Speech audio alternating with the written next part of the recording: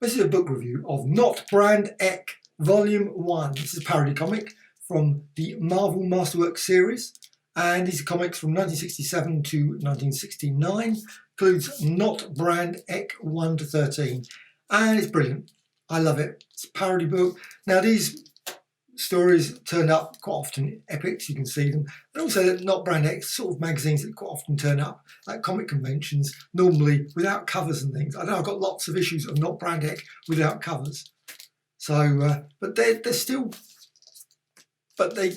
great stories. I think I wouldn't say they're like fall around the floor laughing kind of stories, but they're still brilliant parodies of obviously the Fantastic Four. You can see there, Doctor Doom, Marvel characters, and also, of course, DC, Thunder Agents, Magnus, and many others turn up in this.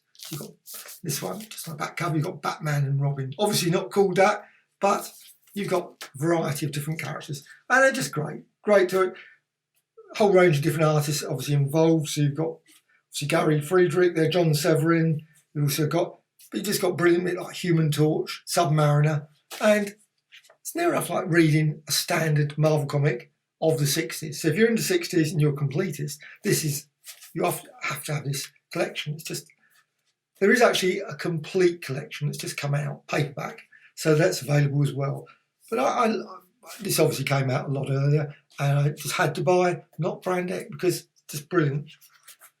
Spider-Man says this is a place where you actually have Spider-Man versus Batman. Now there was a great thing of Spider-Man versus Superman, huge, but the first stories for their battles actually happened here.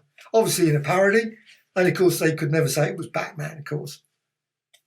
You got Magnut the robot biter. You got Hulk, probably not called Hulk, probably called the Bulk. And you got him, yeah, the usual problems that I would have thought that the Hulk would have turned into Bruce Banner.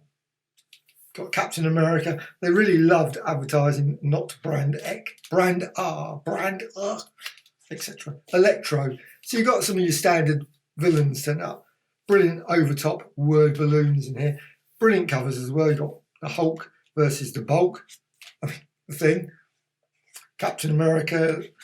Thor always had a very tiny hammer. Never had a big, it was just like a normal standard hammer, which could have been just as effective, especially if it had been powered by Odin, I guess. But you've got brilliant battle, Hulk versus the Thing. That was obviously Hulk, those, I think, Fantastic Four, 25, 26. I think those issues, obviously clearly that's the story here.